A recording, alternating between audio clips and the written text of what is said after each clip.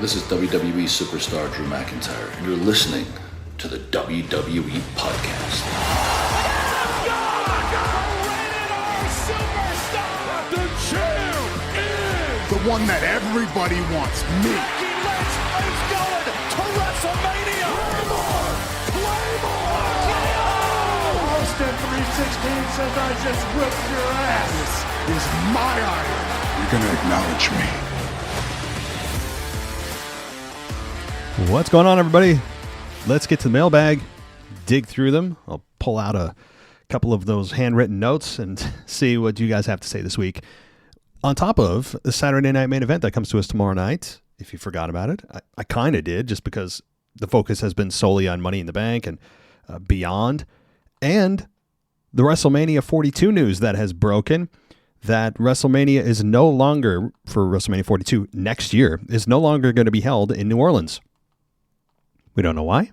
We can speculate. I've got a couple of theories, one of them including safety. I'll talk about that in a minute. But first, welcome to the show. This is the WWE Podcast. If you guys want to join us on the Patreon side of things and go ad-free, I encourage you to do that. We get a 1-week free trial, patreon.com/WWE Podcast, or on the Apple Podcast app. Now, WWE announced that the media outlets announced that WrestleMania 42 is no longer going to be held in New Orleans. Now there's speculative reports out there that it's going to be in Vegas for the foreseeable future. They're going back-to-back for the first time since WrestleMania, I believe 4 and 5 or 3 and 4, I forget. 4 and 5, maybe it was. So that could be happening, where it's essentially a residential setup that they have at Vegas, where every year it's at Vegas again for the next several years. I hope they don't do that.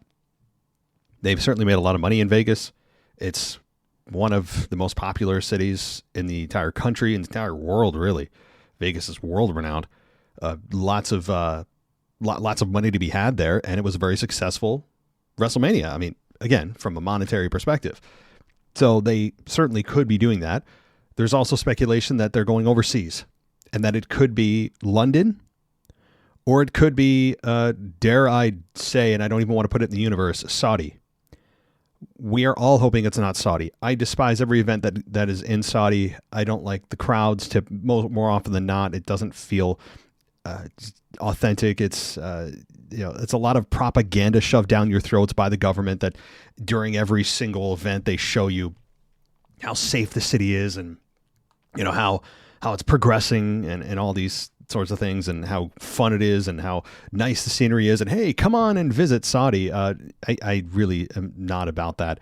So I hope it's not Saudi Arabia. It could be. I think that's on the third option. Number 2 for me would be London. I know that they've been pushing for a London or a UK WrestleMania. People are going to lose it if that's in a good way, if it is indeed that. Imagine the crowd for WrestleMania over there. My God. They go crazy for house shows. You take a WrestleMania and put it in London, it's just going to be wild. So that's certainly a number 2.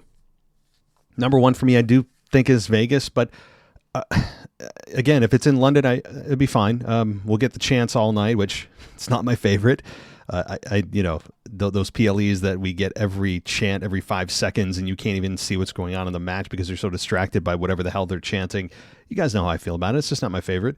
I know I got a lot of listeners over there. I'm sure you guys look at the U.S. crowds as boring, and I understand why, but it's just a change in culture. That's all it is. I prefer United States crowds. I'm biased, just like you prefer UK crowds if you're from the UK. That's all there is to it. So I hope it's in the United States. I hope it is, but we'll see. And the question then becomes, okay, if they move it, why? What happened? Well, I think a couple of factors are at play here, and they won't admit the first one, which is safety. New Orleans has one of the highest per capita homicide rates in the entire country. Their police force is a disaster. They just had 10 inmates escape a maximum security prison. They've caught, I think, maybe half of them, and it was a gigantic failure up and down the corrections facilities and the way that they operate down there. It's just a gigantic failure. If you go and look at it yourself, I mean, it's a disaster. And I don't want to get into why that is. I don't want to get into politics or anything like that, because the next step would be talking about that, and I'm not gonna. But my point is, look at the crime statistics in New Orleans. Horrible. So I'm thinking that perhaps one of the factors is safety. If they can't manage their own prisoners in jail, and their crime rates are horrible, and the response rates from the police department to a scene is one of the worst in the country, not a great place to have 80,000 people crammed into a stadium when potential issues of safety are at play. Okay, now they won't admit that hey, yeah, New Orleans is a crime-ridden hellhole. We don't want to go there. They're not going to say that. Also, the biggest factor too is money. Maybe another city offered them more, but the question then becomes, okay, if they did, then isn't WWE going to be sued? Or I don't know how far into the actual contractual obligations or agreements that they got into with the city of New Orleans, the sports commission there. I don't know, but for them to announce it and then rescind their announcement for WrestleMania, I don't know the last time they've done that. So that's huge. And it's $100 million plus loss for New Orleans. Now, I know that they're going to try to make it up with Money in the Bank and another televised event. That's not WrestleMania. You are not going to get anywhere near WrestleMania money when it comes to another PLE like Money in the Bank for next year in 2026. You'll get a fraction of it. But for the WWE to say, we'll make good by giving you a B level PLE, I mean, it's just nonsense. So the city of New Orleans and surrounding areas are losing out on a massive chunk of change when it comes to bringing in revenue for restaurants and bars and the merch and the tax on the hotel rooms and everything else that comes with it. They're losing out massively. So New Orleans is not a happy camper. City officials must be beside themselves this morning. Again, depending on what the details are of why they didn't, they just pulled out of New Orleans. But I do believe it's going to be either UK or Vegas again. No matter where they go, honestly, whether it's UK though or Vegas, both are going to be loud. Both are going to be fun. I still prefer Vegas, but the WrestleMania prices are getting out of control. WrestleMania seats are going to be $40,000, $50,000 for front row. I mean, it's just absolutely insane. It's going to price a lot of people out, and it already has. It already started to do that, where only the people that are ultra wealthy or are willing to go into a lot of debt go to these events. You can't bring your kids. It's no longer, WrestleMania is not a family event anymore. It's not. And so it's going to price a lot of people.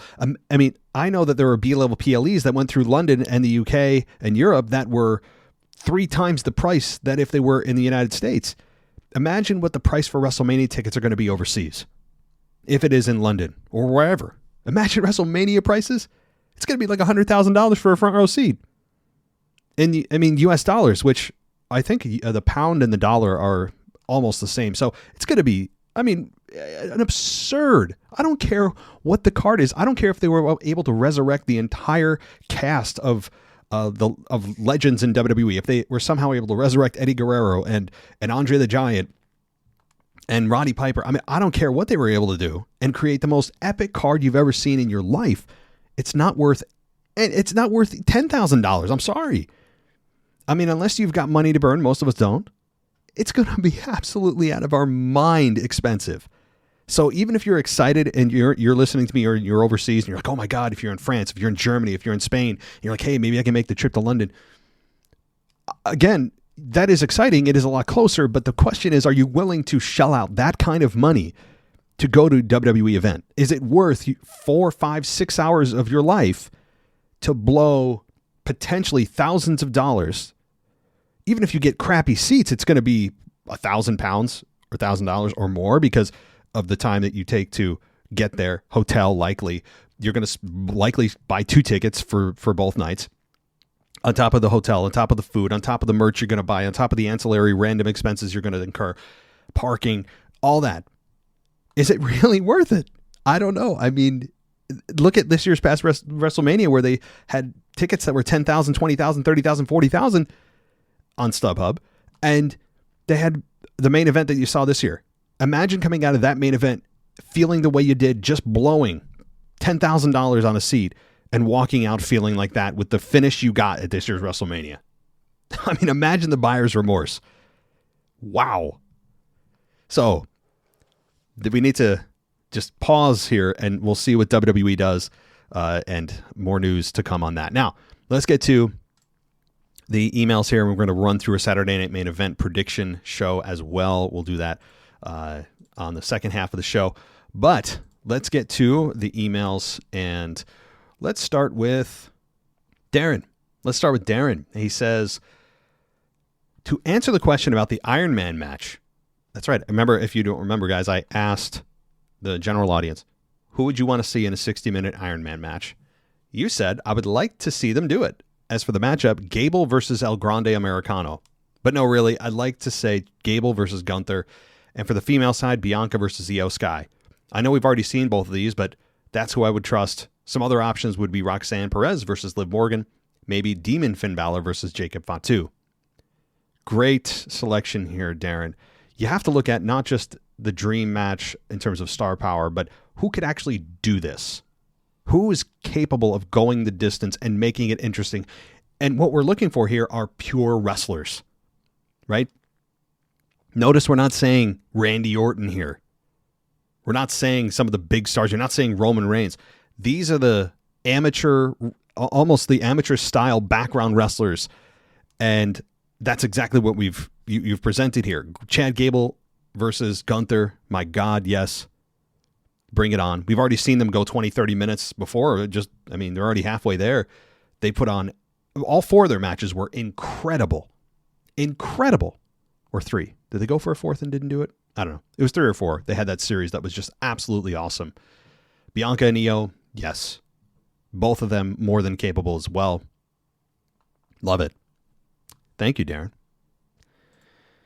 So, what do I get here? Yes, let's talk to, I'm gonna pronounce this really wrong. It's gonna be embarrassing. This is, I'm gonna say Lachlan. Oh boy, if I didn't get that right, I apologize. So you're emailing from Australia. After listening to the Raw review this week, I would like to provide my opinion on Jey Uso's title run. As a former Jey Uso fan, I just have to say that his character is boring. Yeet is his entire identity. He's a one-dimensional character. Jey Uso as champ feels forced. Frankly speaking, his whole face run has felt forced, and I'm just only realizing this now. Jey Uso as champ needs to be stopped this instant. We all know that he's going to beat Logan at Saturday night's main event and face Gunther in a WrestleMania rematch. I believe that Gunther should win. I would even go so far as to say he should squash Jey and then after the match bloody him up similar to what he did to Jimmy. This would allow him to get some serious heel heat that he needs after this whole Pat McAfee story. And since anyone and everyone seems to be getting title shots these days, I officially declare myself as the World Heavyweight Champ's next challenger. Okay, pause there. We'll go to your next point in a minute. So Jey Uso's character, I don't know if I wouldn't say it actually feels forced. People have been behind Jey for a long time. Even prior to him officially turning babyface on paper. When he was in the Bloodline, his constant just struggle against Roman Reigns, the really his emotions on his face is where he made his money. He's never been known as a great promo. He's never had a great promo outside of maybe one that led to his WrestleMania match with Gunther. I don't even know if I consider that great either. I would say it was just really good. So Jey has not, I don't think, been in a position to where I feel anyway that he had a forced babyface run. To me, a forced babyface run is, look at Roman Reigns' 7 years as the big dog, where the crowd just does not accept it, kind of warms up, then cools off, never fully embraces Roman Reigns as the big dog. That's, to me, a forced babyface run. Jey doesn't fit that. The fans have gotten behind him. Is he a bit one-dimensional? Kinda. I wouldn't say he's one-dimensional in that that's all he's got. I mean, he's got super kicks. He's got merch. He can really go in the ring. He is very good in the ring, I would say. I mean, he does have other dimensions to him other than the yeet. He does have a personality. He does exude confidence. He does exude that X quality, that X factor. He does have charisma. There's no doubt. So he's not one-dimensional in the sense that that's all he has in my mind. But I do see where, I mean, that's probably his biggest dimension. His most prominent dimension is the yeet. That's not his only, but it's the most prominent. I would agree with that. And as far as Jey getting squashed, I don't think that's going to happen. Remember, WrestleMania decisions to put titles on people and change championships from one shoulder to the other, they usually stick with that for 6 months minimum. SummerSlam, I know it's not 6 months from SummerSlam to WrestleMania, but Usually SummerSlam is the first time you can look at something like this and go, maybe. I don't think Jay's going to make it past 6-7 months. I really don't. Because going into WrestleMania, I think you're going to want a heel as a champion where the babyface can then overcome the heel again. I also want them to stop making Gunther the heel that babyfaces overcome at WrestleMania. Gunther's bigger than that. He's not the guy to do that right now. If he were 4, 5, 6 years later in his career, I'd say, okay, yeah, he's been here a while. He's been a badass. Time for him to start giving back. Gunther's he's on a path that he should be overcoming babyfaces. Right? He's the guy that you want at the top where nobody can seemingly beat him. I don't mind heels that don't need to cheat to win. That actually should happen more.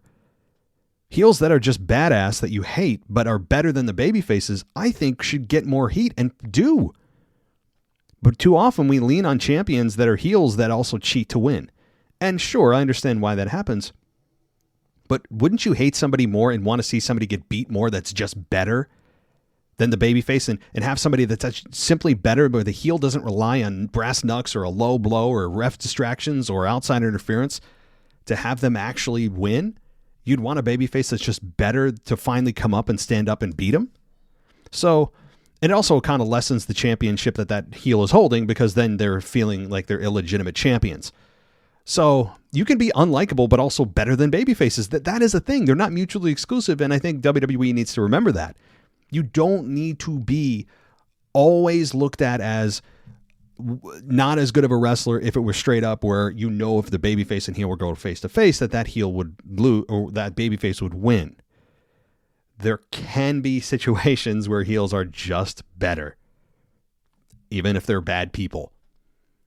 But I don't think that's going to happen, unfortunately. Now, as far as your Iron Man match, the Iron Woman match, you're saying. So you'd book this Iron Woman match between Io and Ripley. I think Io's high-flying moves and Rhea's brutality, no pun intended, would be great to have in a match like this.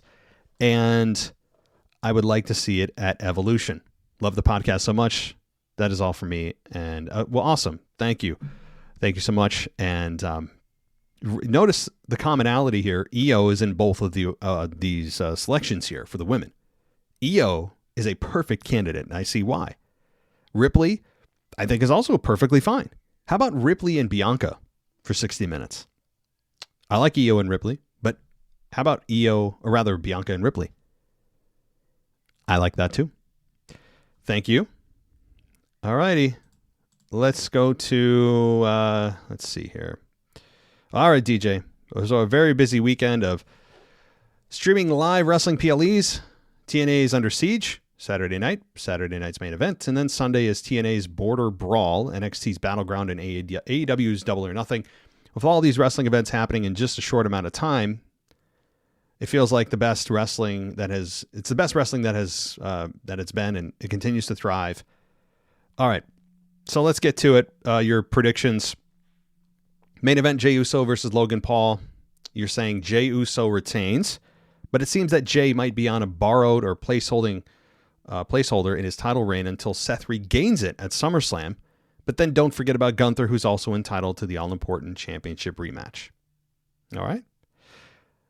You're thinking for Damian versus Drew in a steel cage, that Priest wins to get his comeuppance on Drew. But then to me, I think maybe Drew might win and move on to qualify for Money in the Bank and possibly win it again. But this time he will have a successful cash-in unlike last year. John Cena, R-Truth for the championship. For those that may have forgotten, R-Truth never got a championship rematch after Cena retained at Capital Punishment back in 2011. This is a long overdue rematch, 14 years in the making for Truth. However, the roles are reversed. Cena's the heel, Truth is the face. Unfortunately, I predict the same result will happen when Cena retains the title. CM Punk and Sami Zayn versus Seth and Braun. In my opinion, this should be the main event. This will be CM Punk's return on a Saturday night main event, 18 years in the making. His last appearance was in 2007. Plus, this tag team match has a main event vibe with a major storyline implication in terms of the future of Seth's group. Will Sami turn? And Punk's next destination after this event ends, you're predicting Rollins and Breakker win. First possible spoiler, Sami Zayn heel turn, and my second possible spoiler, the return of Bronson Reed as he joins Seth Group after attacking Zayn and Punk. Have a great weekend. Enjoy Saturday Night Main Event, and he'll be maybe in the Discord chat on Saturday. If not, you'll be there on Money in the Bank. All right, let's get to a couple of voicemails, and then I'll give you my official predictions for tomorrow night's Saturday Night Main Event. Hey, it's Connor from Baltimore. So I'm in the middle of listening to your Robert review, and you keep saying June 9th is Money in the Bank. June 9th is an episode of Raw. The pay-per-view is on June 7th. So, yeah, there's that. And so Gunther and JR has happened on Raw on June 9th. That's an episode of Raw on that date. So anyway, so there's that. As far as Roxanne being on the main roster, I'm happy about that. I think she's great. I think she'll benefit, especially if she pretty much may end up feuding with Liv Morgan whenever she comes back. And hopefully they'll incorporate the women's IC title. But if she wins Money in the Bank, that'd be great too, because her going after Io Sky becoming women's champion would be quite great for Roxanne right off the gate. Be very similar to they did with Tiffany Stratton when she first came in last year. So that's it. Just wanted to correct you on the date. June 9th again is on an episode of Raw, and the pay-per-view is June 6th, I believe. So, yeah, that's it. Thanks for the call, Kai. Thanks, Kyle. Yeah, the problem is I didn't look at the calendar. I just thought of June 9th, June 7th. Yeah, I mean, I appreciate that. And Roxanne Perez, hey, she right now, and just like Stephanie McCoy, are in a really good spot. Roxanne is getting a little bit of shine with the Judgment Day. There's that feud with Liv probably coming, or at least she's being used as a tool of dissension with Finn. So Finn is using her to jab into Dominic and push that eventual collapse forward. But I also wouldn't mind Roxanne, challenging for the championship. I think that do I want her as champion right now? Probably not. Not yet. But I think right now with Io Sky, you could have her work with anybody. That's a great thing about having a champion like Io. She may not be overly done with her character and her promos. She's limited in that area, but she's so damn good in the ring that she's really, that's kind of who you want as a champion too, because she can work with anybody, make anybody look good. She's just amazing. So with Roxanne Perez, who's certainly no slouch herself, you put those two together, you're going to have instantly a really good match. You can't not have a good match with those two. But do I think Io Sky is going to drop the belt anytime soon? No, I don't. And I wouldn't really even consider it yet until maybe later in the summer. All right. Thank you, Kyle. Let's get to one more. And I think we all know who this is. This is DJ Kuzmo back at it again on your Mailbag Show. Records you live on a Wednesday morning, and you know what time it is. It's time to say his name and he appears. I believe in Joe Hendry. I believe in Joe Hendry. That's right, folks. Joe Hendry is his name, as I take it to my 45th episode of the Drudge Report. And like always, coming to you live from an undisclosed location. Before we start the show, I have two things to mention in the world of Joe Hendry. The first thing, Joe Hendry made an appearance at the Chris Van Vliet podcast last week, and he talked about his unbelievable year that he's having so far. Of course, winning the TNA World Championship back in January at TNA Genesis, making an appearance at the Royal Rumble, his match against Randy Orton at WrestleMania 41, and a little bit of behind the scenes of how that came about, and of course what's going on right now as he's making frequent appearances on NXT. Now the second thing I want to mention about Joe Hendry, in the world of Joe Hendry, so shout out to Dino from Scotland, as he mentioned in Discord chat that Joe Hendry was back in Scotland as he was in Tynecastle Park for a Premier League soccer game, as he talks on the microphone and congratulates everybody that believed and supported him throughout his years in the Indies as to where he is right now in TNA. Now let's take you to what took place last week on an episode of TNA Pro Wrestling, as this was a special tribute to Sabu, who recently passed away. RIP to Sabu. He's one of the pillars of ECW. And we also had the debut of Indi Hartwell, who was formerly released from WWE a couple of months ago, and now she's officially signed to TNA. So, if you get released from WWE, there's still a second chance at the connection of TNA and WWE, so it's great to see that Indy Hartwell is now back in professional wrestling in TNA. Now let's take it to this segment in which we had Frankie Kazarian and Trick Williams as they said something like this. Trick says he doesn't like Frankie, and he knows that Frankie doesn't like him, but unlike Joe Hendry, we're not here to be liked. We are here to be respected. But as Trick Williams says his name, here comes Joe Hendry, and Frankie Kazarian makes a very interesting comment to Joe Hendry and says that the fact that he did not get pinned in the triple threat match at TNA Rebellion, he still wants a title shot against Joe Hendry. And then all of a sudden, here comes Elijah as he came to back up Joe Hendry, as now Joe Hendry and Elijah quickly come into the ring, but then Trick Williams and Frankie Kazarian leave the ring and they're at ringside, and then this is where things get very, very interesting as we see none other than Santino Marella, the Director of Authority, and he says that this match needs to happen tonight. The match, the tag team match, was supposed to be scheduled for TNA Under Siege of Trick Williams and Frankie Kazarian versus Joe Hendry and Elijah. He wants the match to happen tonight, but then we get another interesting development. Robert Stone, that's right folks, Robert Stone, who is on NXT, he has been making some appearances on TNA for the past couple of weeks, as he is now, I guess you could say, signed by TNA as part of the TNA management group to oversee what Santino Marella does in TNA. And here comes Robert Stone. He interrupts Santino Marella and says, "What are you doing? Are you out of your mind? We're not having this match tonight. This match will be scheduled for Ontario, Canada, May 23rd, and we're not going to have this match tonight, but we will," or he should say, "I will have some suitable replacements for Joe Hendry and Elijah next week on the next episode of TNA." And spoiler alert, since TNA is taped, we do know who those suitable replacements are in a matchup against Joe Hendry and Elijah. And those suitable replacements are Moose, the X Division champion, and Brian Myers. Both of these guys are from the system. And there you have it, folks. This is what's happening as we continue the build of Joe Hendry and Trick Williams.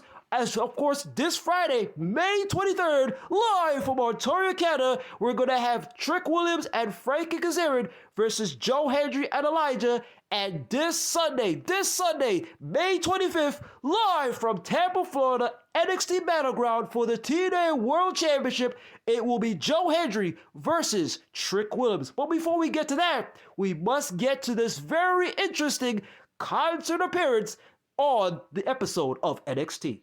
And let's get to that Joe Hendry concert live on NXT. But before we get there, I want to give a quick shout out to Trick Williams. That's right, Trick Williams, because earlier on in the show, he had his own little concert, his rap concert, as he did a diss record against Joe Hendry. And the name of that song was "I Ain't Never Backing Down to an Average Joe." I ain't never backing down to an average Joe. That song is stuck in my head. It's now available on Apple and Spotify and any other platforms that you stream music. He also did a video to that song, which is absolutely hilarious. So shout out to Trick Williams. But now let's get to the Joe Hendry concert as we see Joe Hendry in the middle of the ring with the guitar in hand as he's sitting on a stool and he's getting ready to strum some tunes about Trick Williams. And he talks about saying that "I believe in Joe Hendry" will be the chant that will be happening after NXT Battleground. And then he goes into this part of the song where he says, "Now Trick was the champion of the whole of NXT. It's a shame you couldn't hold a title for longer than a couple of weeks." And then Joe Hendry continues by saying, "I've obtained some footage from the good old days of when you were a crappy sidekick to Carmelo Hayes." And then Joe Hendry shows that footage, and it's the footage of Trick Williams and Carmelo Hayes inside of a haunted house.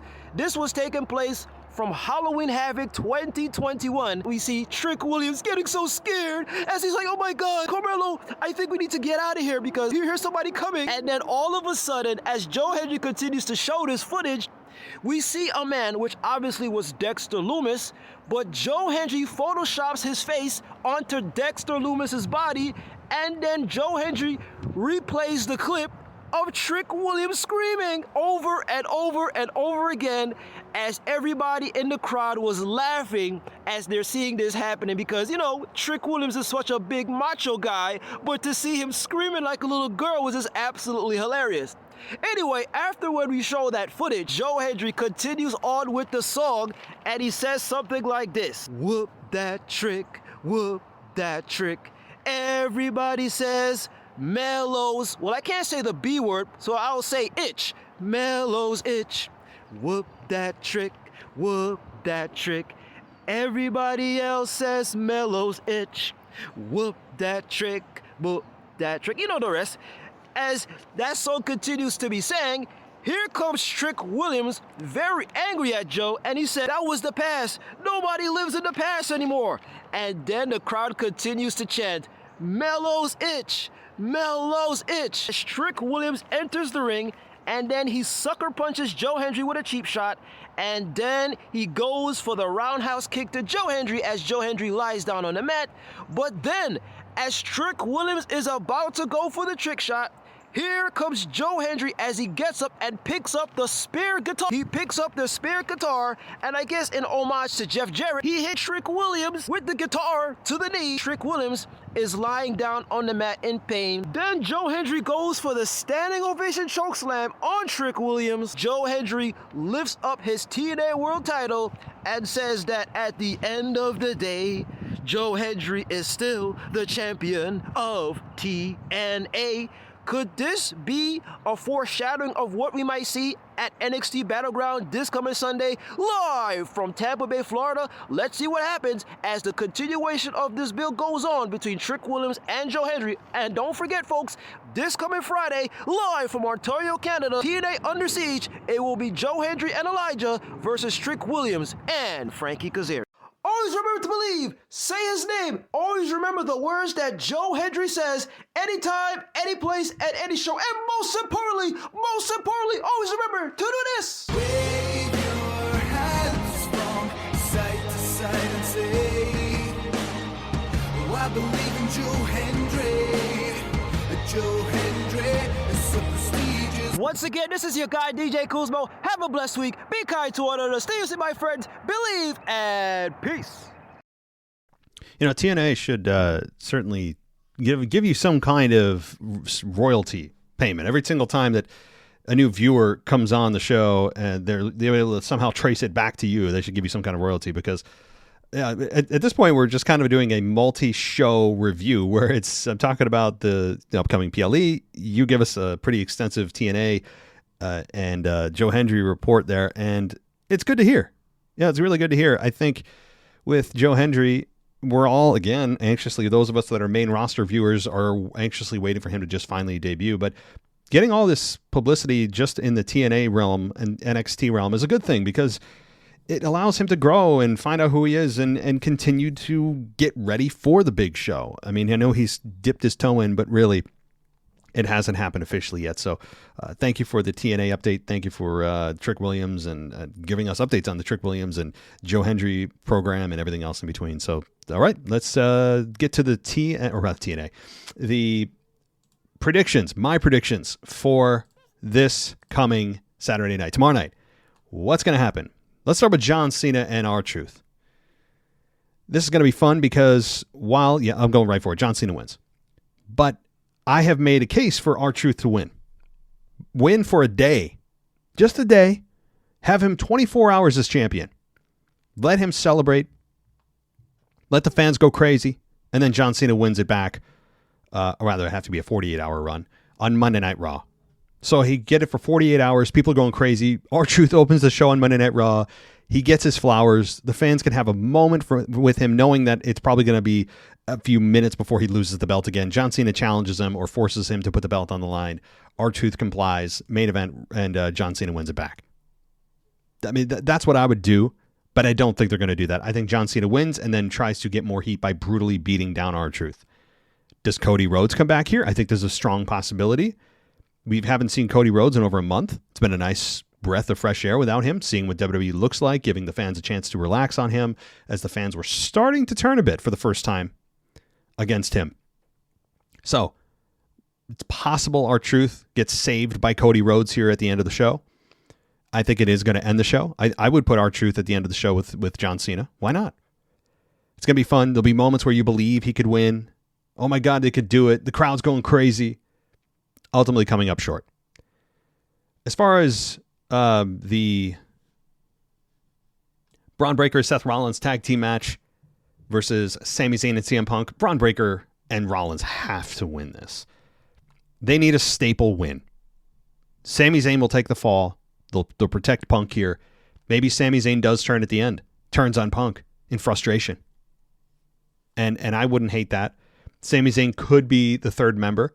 He's teased it a little bit, knowingly or not. But Sami Zayn and Punk have to lose here. And I do believe it'll be Bronson Reed who comes in and is the reason that Punk and Zayn lose. I should expect a very fun match, a hell of a match. Braun Breaker, there's going to be probably 3-4 spears. Of course, kickouts of finishes everywhere, which I don't like, but they'll do. Ultimately, looks like the babyfaces are going to win. Haluva kick into a go to sleep. And then here comes Bronson Reed behind the referee's back. Tsunami, 1, 2, 3. And Braun Breaker and Seth Rollins win. Sami Zayn takes the pinfall. That's how I think it's going to go. As far as the next match here, we have Jey Uso and Logan Paul. Jey Uso wins. I wouldn't fool around with the Logan Paul victory here. I wouldn't go crazy. People would lose it, which I think would be a lot of fun, seeing what people do, what the public does, what Twitter does. But there's no need to do it right now. There's no rush on the Logan Paul world title run. I would not lose my mind. I know a lot of people would, but that'd be the fun of it is like sitting back, kicking my feet up, eating some popcorn, watching the internet explode over Logan Paul winning the world title. I would kind of dark side of me would love to see what that looks like. So, but I expect a very fun match, probably 45 to 46 super kicks, give or take. And Logan Paul gets close, but ultimately he does not and is not victorious. All right. Now, the other match here is Steel Cage match, Drew McIntyre versus Damian Priest. This is, out of all the matches, the most difficult one to call by far, because you can make a case for really either man. I think Drew needs a victory here. Drew needs to get back on track. Damian Priest, I know that he's the babyface in this, and this is the blow-off. Traditionally, the babyface wins. But I want Drew McIntyre to win here, and just both guys move on. Drew needs a win. He needs a W to get back on track. They've fumbled him over the last couple of months, not knowing seemingly what to do with him. But I want Drew to win. Now, what do I think's going to happen? Probably Damian Priest. I'm going to go with Priest. But if you're a betting man or a woman, I would not come near this match. It's too difficult to call. I'd give a slight edge in terms of how I think the company is going to go towards Priest. But if I was booking this, it'd be a Drew McIntyre victory all day. And that's the way I would do it. But I expect a physical, fun match. All right. Well, that'll do it. I appreciate everybody here. If you guys want to go ad-free, patreon.com/WWE podcast is the place to go during the Saturday Night Main Event. And head on over to Apple Podcasts as well, or Spotify for an ad-free experience. So thank you, everybody. Enjoy the half PLE. And I will talk to you guys on Sunday for the review/week in review. Thanks, everybody. Talk soon. Thanks for listening to the WWE Podcast. Don't forget to subscribe on your favorite podcast app so you don't miss a show, or head to WWEpodcast.com. And for all of these shows ad-free, head over to patreon.com/WWE Podcast. Until then, we'll see you next time.